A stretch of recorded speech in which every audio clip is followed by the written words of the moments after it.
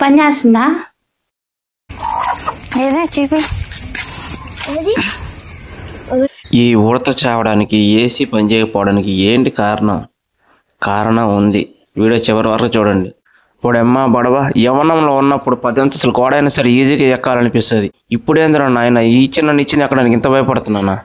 మళ్ళీ ఆ నిచ్చెన కూడా డ్యామేజే. ఇంతకీ నిచ్చెన ఎక్కితే నేను ఉంటాననుకుంటున్నారా పోతాననుకుంటున్నారా? సరేలే ఎట్టయితేనేమి నిచ్చెన కూడా రెడీ చేసుకున్నాం, ఇంకా పైకి ఎక్కాలా. జాగ్రత్త. లక్కీ ఎందుకు జాగ్రత్త అని చెప్తుందంటే రీసెంట్గా నాకు కాల్ ఫ్రాక్చర్ అయింది. చచ్చి బతికాను అనుకోండి, సరిగా కూడా నడవలేను. అది తన భయం. జాగ్రత్త. అసలు మెయిన్ టాస్క్ ఏంటంటే ఒక చిన్న ట్యూబ్లైట్ కూడా బిగించలేను నేను. ఇప్పుడు ఆ ఏసీ రిపేర్ చేయాలి. హౌ ఎలా?